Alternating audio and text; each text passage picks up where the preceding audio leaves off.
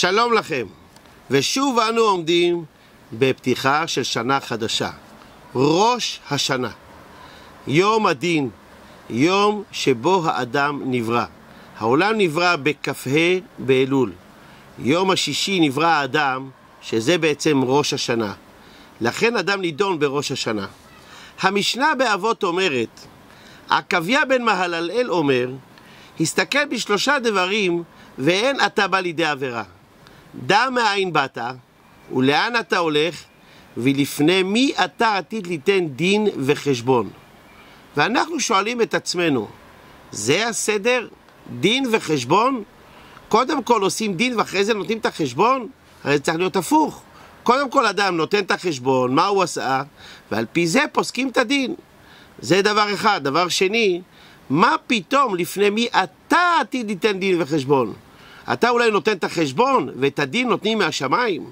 אתה לא נותן את הדין. אם כן, איך אפשר להבין את המשנה הזו? מסביר רב נחמן מברסלב בשם אבי זקנו, שזה הבעל שם טוב. מסביר בשם הבעל שם טוב שלמעשה אתה נותן את הדין ואתה נותן את החשבון. איך זה יכול להיות?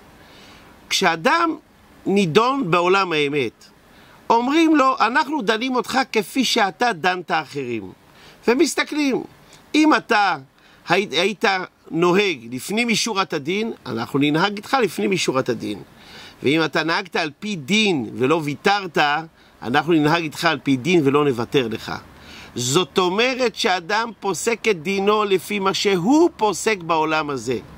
והראיה לכך, ראינו שדוד המלך, כשחטא עם בת שבע, לקח את בת שבע וחטא, איך דנו אותו? הרי מי יכול לדון את מלך ישראל? הקדוש ברוך הוא שלח את נתן הנביא וסיפר לו סיפור, משל כבשת הרש. ובא הוא מספר לו, אתה יודע, היו שניים, אחד עשיר שיש לו הרבה צאן ובקר וכו' וכו', והשכן שגם הוא לא עני מרוד ויש לו כבשה אחת בלבד, היא כל מה שיש לו, בחיקו תאכל והם שותים מהחלב שלה וזה מה שיש לו. יום אחד הגיע אורח לעשיר, והעשיר רצה לעשות לו ארוחה טובה. הוא חמל על צונו, הלך ולקח את הכבשה של הרש, של אותו עני, ושחט אותה והכין מטעמים לאורח שלו. ודוד שמע את זה, כל כך כעס, אמר, בן מוות הוא, 4 ישלם, פי 4 ישלם. ואומר לו הנביא, אתה האיש, אתה הוא זה העשיר, לך יש 6 נשים, ואם אתה צריך עוד נוסיף לך כהנה וכהנה, עד 18 נשים אתה יכול להתחתן. והלכת ולקחת את כבשת הרש, את האישה היחידה של אוריה החיתי, את בת שבע, אתה לא מתבייש? מיד דוד אמר חטאתי. שילם על כך, לא ניכנס לזה. כלומר, דנים את האדם לפי מה שהוא דן בעצמו. זה בעצם העניין. כך נוהגים איתנו בשמיים. ולכן, כמה חשוב שנפנים את זה. לפני ראש השנה, נדע לוותר. נדע לנהוג לפנים משורת הדין, כדי שזה יעמוד לנו ביום הדין האמיתי. אתה נהגת לפני משורת הדין, כך ננהג איתך.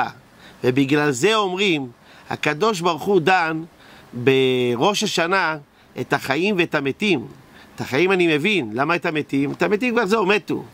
אלא מה שהם השאירו בעולם הזה, כך דנים אותם. אם השאירו ילדים, אם השאירו אנשים שנהגו איתם בחסד, והם ממשיכים לעשות זכויות, הם מרוממים את הנשמה שלהם גם אחרי 120 שנה. כמה חשוב להשאיר בעולם הזה טוב וחסד, להשפיע על כמה שיותר אנשים, כדי שביום הדין האמיתי זה יעמוד לזכותנו. שנה טובה ומבורכת.